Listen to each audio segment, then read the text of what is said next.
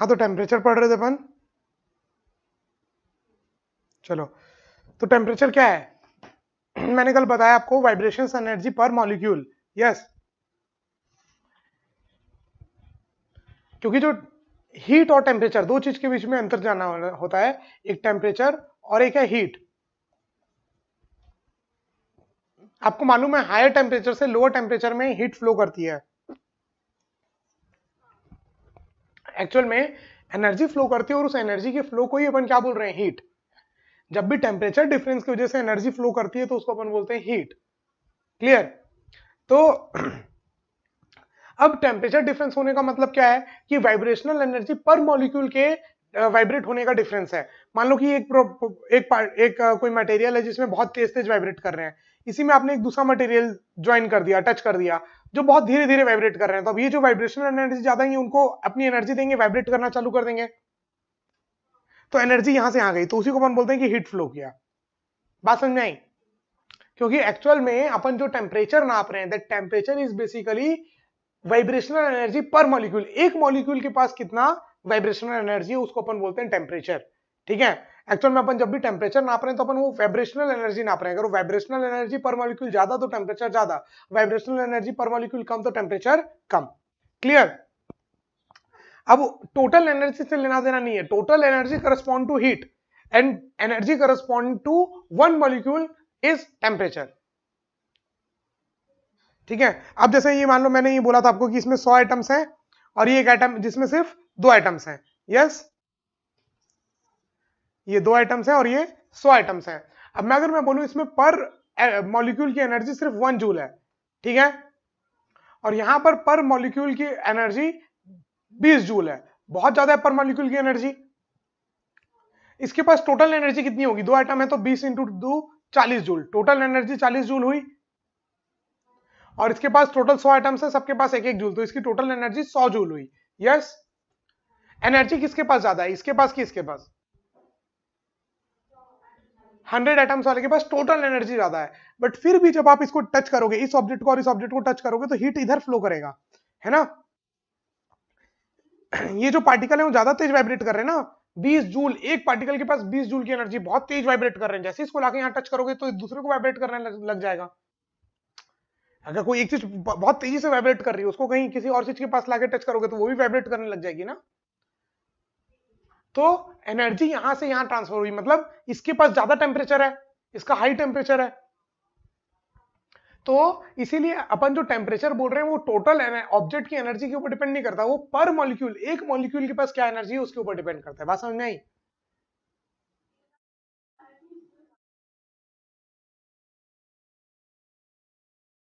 हाँ, मतलब उसका टेम्परेचर ज्यादा होगा, और टेम्परेचर ज्यादा होगा तो टेम्परेचर हाई लेवल से लो लेवल में टेम्परेचर हीट फ्लो करेगा। बात समझ में आई? और ये जो टोटल एनर्जी है वो आप करस्पॉन्ड कर सकते हो हीट के, कि भाई इसके पास जो टोटल एनर्जी है दैट इज हीट। ठीक है? कि इसके पास इतनी 40 जूल है, इसके पास 100, लेकिन फिर भी ऐसा नहीं है कि हायर हीट से लोअर हीट में जाए, ऐसा कोई जरूरी नहीं है। क्या चीज जरूरी है? हायर टेम्परेचर से लोअर टेम्परेचर में एनर्जी फ्लो करती है। यस, तो this one is higher temperature and this one is lower temperature, तो आपने कनेक्ट किया तो हीट इधर फ्लो करी। अब वो तो डिपेंड करेगा ना, बहुत बड़ा ऑब्जेक्ट है तो उसका टेम्परेचर बढ़ाने के लिए बहुत हीट चाहिए ना, क्योंकि हर पार्टिकल को चाहिए उतने हीट। ये सोचो ना, तो टेम्परेचर जो है वो करस्पॉन्ड करता है एक एटम की, एक मॉलिक्यूल की में जो है, दैट इज टेम्परेचर। ठीक है?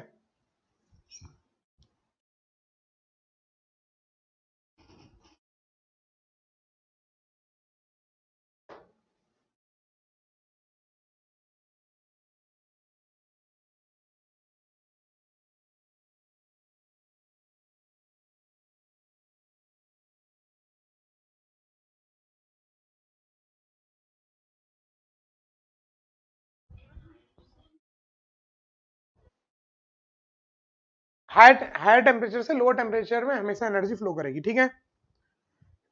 चलो, अब अलग अलग ये टेम्परेचर को ये जो है पर एटम के पास जो एनर्जी है पर मॉलिक्यूल के पास, उसी को अपन ने मेजर करने के लिए टेम्परेचर बोला, है ना? तो उसी टेम्परेचर को मेजर करने के लिए अपन जो भी इंस्ट्रूमेंट यूज करते हैं उसको अपन क्या बोल देते हैं? थर्मोमीटर। ये तो पता ही है ना? अब थर्मोमीटर में भी अलग अलग यूनिट्स के लिए कुछ पॉइंट्स लेने जरूरी थे, है ना? कि जिसके रेफरेंस में अपन बाकी सारी चीजों को डिफाइन करें। तो वो 2 पॉइंट अपन ने लिए, melting point and boiling point. कौन कौन से? किसका? वाटर का। Melting point and boiling point of water. Melting point and boiling point of water. Clear? अब जो मेल्टिंग पॉइंट है आइस का, है ना, आइस का जो मेल्टिंग पॉइंट है उसको अपन ने बोल दिया 0 डिग्री सेल्सियस। क्या बोल दिया? 0 डिग्री सेल्सियस। और जो बॉइलिंग पॉइंट है वो हो गया 100 डिग्री सेल्सियस। क्लियर? इसी के करस्पॉन्डिंग जो अपन ने फॉरेनहाइट में बोला, वो बोला 32 degree Fahrenheit and this one is 212 degree Fahrenheit. और उसी के करस्पॉन्डिंग अपन ने जो केल्विन में बोला वो क्या बोला? 273.15 केल्विन। और इसके करस्पॉन्डिंग जो अपन ने बोला वो बोला 373.15 केल्विन। क्लियर? अब अपन को एक बात और पता है कि भैया ये जो टेम्परेचर का स्केल है वो लीनियरली वेरी कर रहा है। मतलब ऐसा नहीं रैंडमली वेरी नहीं करेगा, लीनियरली। ठीक है?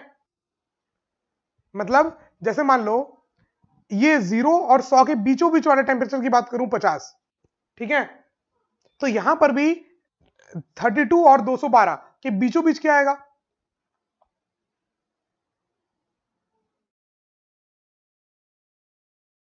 212 माइनस 32 कितना हो गया? 180।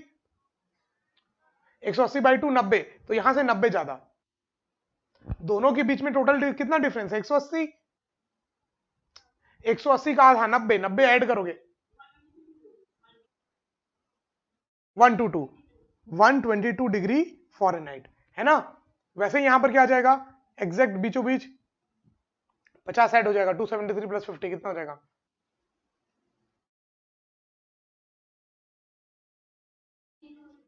323.15 केल्विन। क्लियर?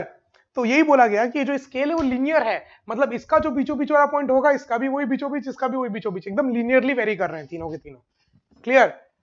कि अपन ने ये बता दिया कि भैया डिग्री सेल्सियस, फॉरेनहाइट, केल्विन, और भी बहुत सारे होते हैं, बट अपन को क्या याद रखना है? ये 3। ठीक है? डिग्री सेल्सियस, फॉरेनहाइट और केल्विन। तो डिग्री सेल्सियस में अपन को मालूम है भैया melting point 0, boiling point 100, Fahrenheit में 32, 212 और डिफरेंस होता है 180, ये भी याद है। इसमें 270 और वो 273 और 373 और डिफरेंस होता है 100, ये अपन को याद है। ठीक है? अब अपन को कोई फॉर्मूला रखने की जरूरत नहीं है। अब अगर आपको कुछ भी बोल दे कि मान लो x डिग्री सेल्सियस है, ठीक है, या मान लो डिग्री सेल्सियस है, यहां पर कुछ वैल्यू c है, ठीक है, और उसके करस्पॉन्डिंग f कितना होगा और उसके करस्पॉन्डिंग k कितना होगा, ये बताना है।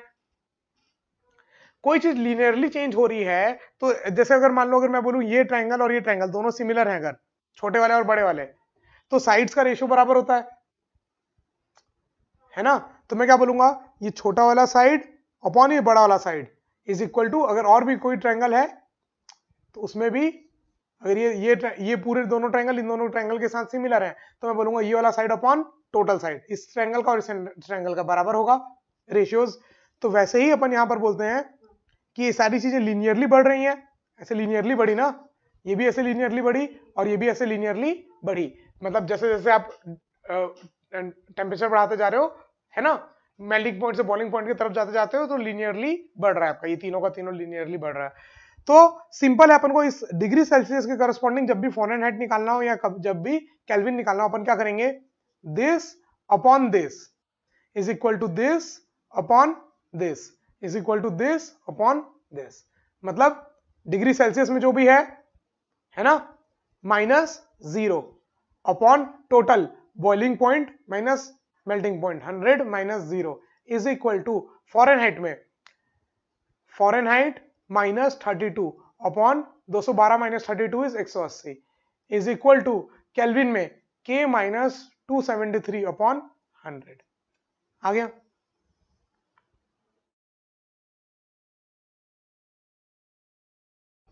ठीक है? डिग्री सेल्सियस कुछ भी बोलते, ये क्यों, ऐसा क्यों याद रखना है? क्योंकि अगर मैं कोई नई यूनिट बना दूं, ठीक है, कोई भी नई यूनिट एप्पल यूनिट बना दूं, ठीक है, जैसे डिग्री सेल्सियस है, फॉरेनहाइट है, केल्विन है, वैसे कोई एप्पल बना दूं और मैं आपको सिर्फ बता दूं कि उस एप्पल यूनिट में मेल्टिंग पॉइंट कितना है, बॉइलिंग पॉइंट कितना है, तो आप कन्वर्ट करना जानते होगे फिर भी।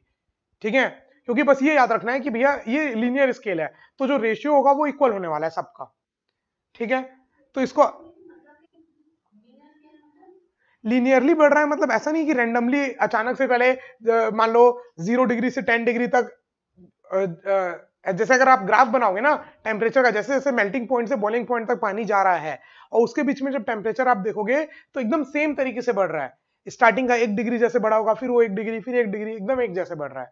तो मतलब बेसिकली आपको क्या याद रखना है कि जो भी यूनिट है, clear, minus melting point upon boiling point minus melting point is going to be equal to constant. किसी भी यूनिट में, किसी भी यूनिट में क्या याद रखना है, कोई भी यूनिट जो है minus melting point upon boiling point minus melting point is constant. अब देखो जैसे डिग्री सेल्सियस से फ़ारेनहाइट में कन्वर्ट करना है तो इन दोनों इक्वेशन को लेना पड़ेगा। तो degree Celsius minus 0 upon 100 is equal to F minus 32 upon 180। एक जीरो ने एक जीरो को मार दिया, ठीक है, 2 5 जा 2 9 जा, है ना। तो degree Celsius is going to be equal to 5/9 into F minus 32। यही फॉर्मूला याद किया होगा आपने बचपन में, तो वो यहीं से आया है, ठीक है। और देखो डिग्री सेल्सियस से अगर केल्विन में निकालना है तो इन दोनों को ले लो, इसको और इसको, है ना। हाँ, तो degree Celsius upon 100 is equal to F के माइनस 273/100, के माइनस 273/100, 100 कट गया, degree Celsius is kelvin minus 273, या केल्विन में कन्वर्ट करने के लिए अपन क्या करते हैं, डिग्री सेल्सियस प्लस 273, है ना। या फिर आपको अगर फॉरेन हाइट से केल्विन में कन्वर्ट करना है तो इन दोनों को ले लो और निकाल लो। बात समझ में आई?